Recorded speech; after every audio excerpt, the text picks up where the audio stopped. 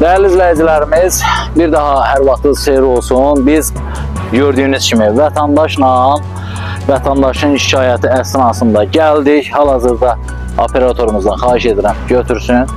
Ağcabədi rayon Hindar inzibati ərazisində yerləşən Ağcabədi Agropark MMC-nin qarşısındayıq.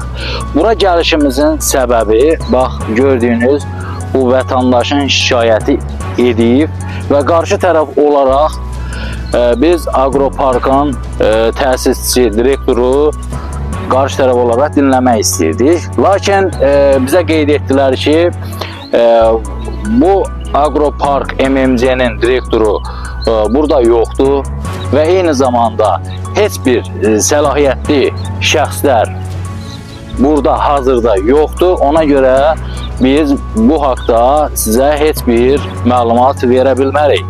Təbii ki, ilk baxışdan görünür ki, orada səlahiyyətli şəxslər var. Çünki biz onlara nəysə deyəndə gözlə gedim dəqiqləşdirim gəlim. Gedirlər orada dəqiqləşdirirlər, gəlirlər. Əgər sual çıxır, burada səlahiyyətli şəxs yoxdursa, niyə məhz dəqiqləşdirmək üçün gedirlər, bax o binanı heç zəhmət olmasa, gedirlər o binaya, daxil olurlar, 3-4 dəqiqədən sonra qayıdırlar ki, bəs filandır, bəhməndir, yəni yoxdur burada və burada da siz çəkiliş edə bilməzsiniz. Və mən onu qanun çərçivəsində başa saldım ki, bəli, jurnalistlərin qanun peşəsinə heç kəs maneçilik törədə bilməz. Əgər bu günlərin qarşı tərəf olaraq Ağcabədi Agropark MMC-nin səlahiyyətli şəxsləri bizə qarşı tərəf kimi mövqeyi bildirmirsə, artıq biz heç nə deyə bilmərik. Mən ümid edirəm ki, aidiyyatı qurumlar bax, bu şirkət haqqında ölçü götürəcəklər. Çünki vətəndaşın əlində, zəhmət olmasa ver, vətəndaşın əlində Ulu Öndər Heydər Əliyevimizin fərmanı ilə verilən 1998-ci ildə bu vətəndaşa və eyni zamanda vətəndaşın ailə üzvlərinə verilən torpaq əkin biçim üçün nəzərdə tutulmuş torpaq sahəsinin bu şirkət qarşı tərəf kimi mövqe bildirmir, qaçıb gizlənir və mən ərizə də yazıb vermişəm içəri ki, zəhmət olmasa şifahi olsa belə bizə məlumat versinlər. Çünki sabahların bu məsələ məhkəmə qarşısına çıxanda buradan deyirəm, mən buradayam, Ağcabədi Agroparkın qarşısındayam və burada mənim müraciətlərim var, qeydiyyata alıblar və qarşıma da heç kəs çıxmır. Qarşı tərəf olaraq mövqeyi bildirmirlər. Bu da o deməkdir ki, burada hər hansı bir saxtakarlıq var deyə heç kəs çıxıb nəysə deyə bilmir. Əgər düzdülərsə çıxsınlar, desinlər ki, qardaş, biz bu kişidən bu torpağı almışıq və yaxud bizə bağışlayıb. Bu kişi də gəlir ki, mənim torpağımı qanunsuz olaraq 6 il müddətdir ki, əkirlər, biçirlər, mənimsirlər, mənə məxsus olan heyvan, malqara və eyni zamanda uşaqlarımı mən saxlaya bilmirəm.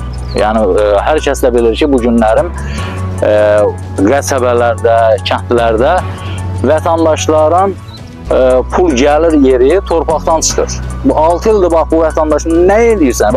6 ildir sən o uşaqları və eyni zamanda mal qaranızı nə cür saxlayırsınız? Mal qaramı çox çətin vəziyyətdə saxlayıram. Hal-hazırda bu saat mənim mal qaram həyətyanı torpaq sahəsində əsir saxlanılır.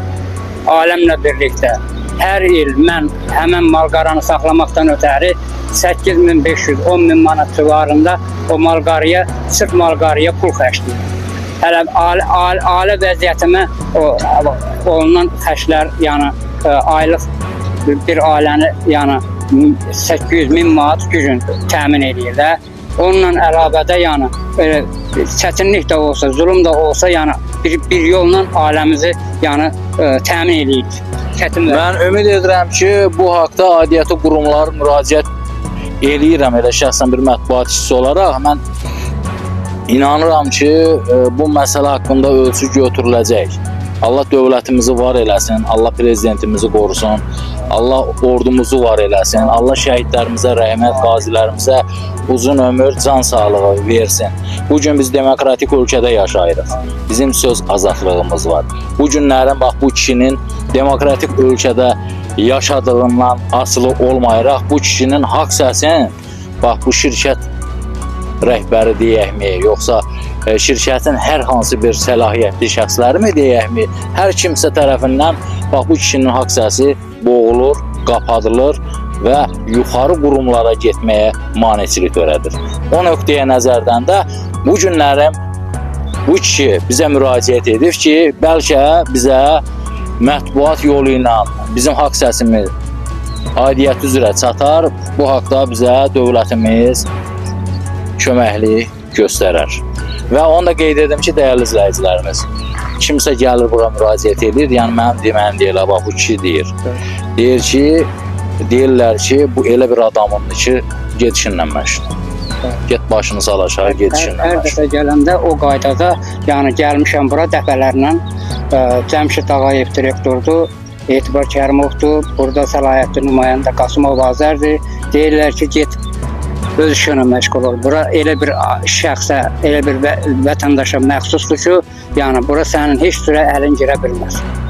Bugünkü günə kimi də mənim səsim, aləmin səsi, bax, bunların yəni vardarlığından bizim səsimizin ucalmasına imkan vermirlər, maneə törədir. Ümid edirik ki, bu haqda ölçü götürüləcək. Salamat qalın.